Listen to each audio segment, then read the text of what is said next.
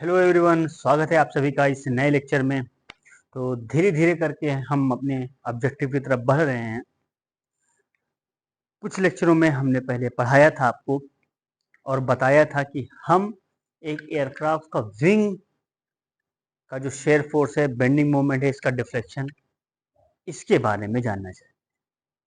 ठीक है, तो हम स्टार्ट कैसे करेंगे? तो हमने स्टार्ट किया था पहले केस में कि विंग को ऐसे कैंटिलीवर बीम मान करके अब पॉइंट लोड एंड पे लगाकर डिफ्लेक्शन स्लोप निकाला। फिर सेकंड केस में यूनिफॉर्मली डिस्ट्रीब्यूटेड लोड लिया, फिर deflection slope, shear force, bending moment diagram draw किया। फिर उसके बाद थोड़ा सा मोर जनरलाइज केस लिया, यूनिफॉर्मली वेरिंग लोड।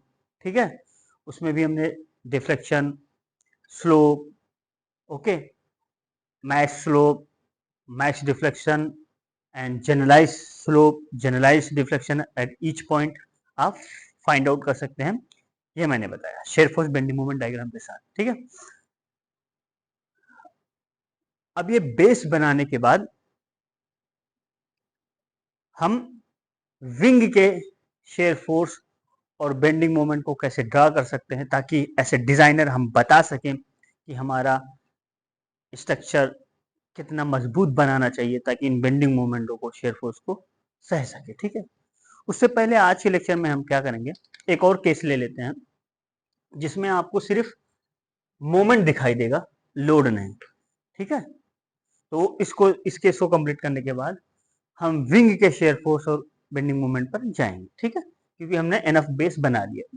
ठीक है, अब आप सोच सकते हैं कि ये कंडीशन कहाँ से आ सकती है, लोड भी नहीं लगा हुआ है, सिर्फ मोमेंट लिखा हुआ है। तो आप कुछ सोचिए, जब आप बीम को बेंड कर सकते हैं इधर हॉगिंग और सैगिंग, ठीक है, तो क्या ऊपर साइड में टेंसाइल फोर्स जनरेट होता है और न्यूट्रल एक्सेस के नीचे कंप्रेशन। ठीक है, न्यूट्रल एक्सेस वो एक्सेस होता है जहां पर आपका ना टेंशन होता है ना कंप्रेशन होता है। ठीक है, टेंसाइल इस वजह से होता है क्योंकि अगर ऊपर का सरफेस स्ट्रेच हुआ है तो नीचे वाला कंप्रेस होगा, तो जो स्ट्रेच हुआ है उसमें टेंसाइल, और जो कंप्रेस हुआ है उसमें कंप्रेसिव। ये दोनों फोर्स मैग्नीट्यूड में, तो फिर उसके बाद क्या कहते हैं, देखा जाए तो यहाँ पे सेम है और डायरेक्शन में अपोजिट है, टेंसाइल और कंपोजिट। ठीक है, ये एक तरीके का क्लॉकवाइज मूवमेंट बना रहे कि नहीं, एक तरीके का, तो वही मूवमेंट को आप ऐसे दिखा सकते हैं। ठीक है, तो कहाँ से आता है इंटरनली, ये मैंने बता दिया। क्योंकि एयरक्राफ्ट स्ट्रक्चर्स की प्रॉब्लम को सॉल्व करने के लिए आप हमेशा ये दिखाओ कि अंदर क्या हो रहा है। ठीक है, तो ठीक है, अब हम आइलर बेंडिंग इक्वेशन लिखा, E I D square Y by D X square equal to M X. Okay, E Young modulus आप कह सकते हैं, I section moment of inertia. ठीक है, अब सिंस बेंडिंग जो है वो हॉगिंग टाइप की है तो ये माइनस साइन लगा दिया आपने, इंटीग्रेट किया, E I D Y by D X minus M X plus C one. अब क्या है, जैसे पिछले लेक्चर में हमने पढ़ाया, बाउंड्री कंडीशन आप अप्लाई कीजिएगा। यहाँ पर डिफ्लेक्शन के स्लोप कितना होगा, जीरो, डिफ्लेक्शन कितना होगा, जीरो। तो इसका मतलब है कि at x equal to L, ये लेंथ आप जो है, जैसे हमने सारे लेक्चरों में एल लेंथ मानी थी, ये लेंथ को आप एल मानिए। तो at x equal to L आपका D Y by D X zero होगा, X equal to D Y by D X zero. तो ये जीरो माइनस एक्स यहाँ पे L plus C one equal to M L, equation में put कर दिया, E I D Y by D X equal to minus M X plus M L. ठीक है, फिर क्या करेंगे, फिर इंटीग्रेट कीजिए, क्योंकि अभी आप यहाँ पे स्लोप निकाले हुए हैं। अब इंटीग्रेट करेंगे तो आप डिफ्लेक्शन निकालेंगे। इंटीग्रेट किया, E Y equal to M S का M S square by two होगा plus M L into X plus C two. फिर बाउंड्री कंडीशन आप पुट कीजिएगा, बाउंड्री कंडीशन क्या है, at x equal to L Y is zero. तो Y को zero put किया यहाँ पे, एक्स को एल पुट किया तो M L square by two minus sine के साथ plus M L into x यहाँ पे एल करेंगे तो M L square plus C two. Solve करेंगे, M L square by two होगा, इस इधर साइड आएगा तो माइनस साइन लग जाएगा, तो C two equal to minus M L square by two. अब ये वैल्यू पुट कर दीजिए, आपका जो है जनरलाइज डिफ्लेक्शन का फार्मूला जो है वो बन जाएगा। सी टू की वैल्यू यहाँ पे जब पुट कीजिएगा तो ये एक्सप्रेशन आ जाएगा, y equal to one upon E I minus M x square by two plus M L into x minus M L square by to.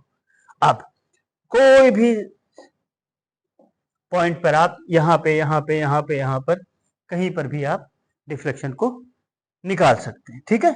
Similarly यहां से स्लोप भी निकाल सकते हैं। अगर स्लोप का फार्मूला अगर आप यहाँ पे लिखेंगे तो क्या हो जाएगा,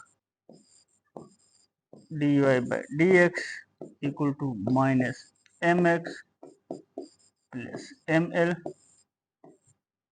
1 डिवाइडेड बाई EI, ठीक है। ये स्लोप का, ठीक, जनरलाइज। तो हर एक सेक्शन पे आप स्लोप निकाल सकते हैं, ठीक है, और हर से एक सेक्शन पर डिफ्लेक्शन निकाल सकते हैं, ठीक है। अब जैसे हमने बोला कि एट एंड पे जो होगा वहीं पे मैक्सिमम डिफ्लेक्शन होगा और वहीं पे ही मैक्सिमम स्लोप होगा, ठीक है। If you apply low order moment here, deflection will be more here and slope will be more here. तो मतलब यहां से आप चल रहे थे तो x इक्वल टू 0 जब पुट करेंगे तो अब मैक्सिमम स्लोप और मैक्सिमम डिफ्लेक्शन आएगा आपका। तो x इक्वल टू 0 पुट किया तो ये टर्म 0, ये टर्म 0, क्या बचा minus ml square by 2 divided by EI, वो बाई मैक्स लिखा, ठीक है। सिमिलरली अगर x इक्वल टू 0 यहाँ पुट कर देंगे तो dy by dx equal to ml by EI। तो ml बाई EI आपका क्या कहते हैं आपका आ जाएगा, ठीक है, ml बाई EI, राइट।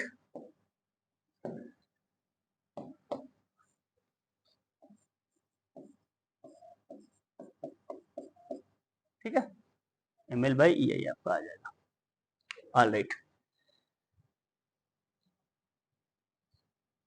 ठीक है।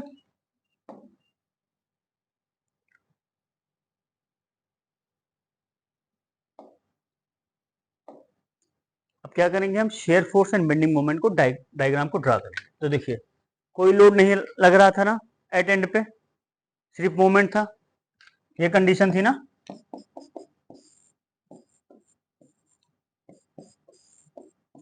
कोई लोड नहीं लग रहा है, राइट, तो शेयर फोर्स 0 होगा। शेयर फोर्स अगर 0 होगा तो आप जब उसका इंटीग्रेशन करेंगे तो क्या आएगा, कांस्टेंट आएगा, राइट, ठीक है। तो आप जो है कांस्टेंट जो है आप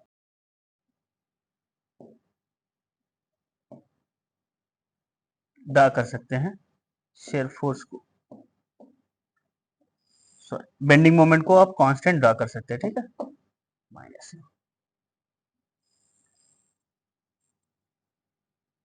ओके।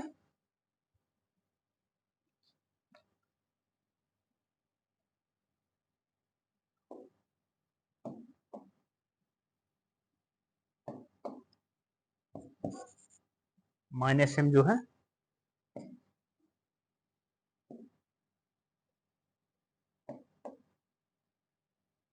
क्या कहते हैं आपका बेंडिंग मोमेंट होगा, राइट।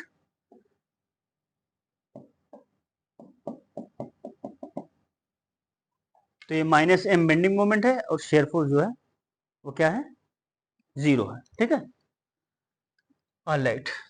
तो ये share force and bending moment होगा। थोड़ा सा स्पेशल केस आपको लग रहा होगा और है भी ये, ठीक है।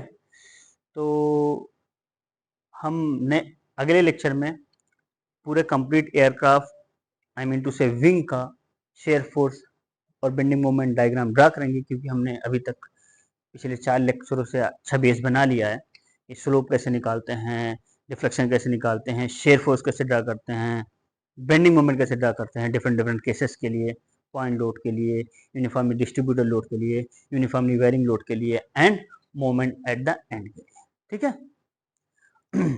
तो अगले क्लास में हम बताएंगे आपको कि एक कंप्लीट विंग का shear force and bending moment कैसे ड्रा किया जाता है, कंसिडरिंग विंग का सेल्फ वेट, उसमें जो फ्यूल भरा है उसका वेट, और अपवर्ड जो लिफ्ट है जो बैलेंस वेट को बैलेंस किए हुए है अगर आप स्टेडी स्टेट लेवल फ्लाई कर रहे हैं, ठीक है, उसको लेकर के हम shear force and bending moment draw करेंगे। Thank you so much.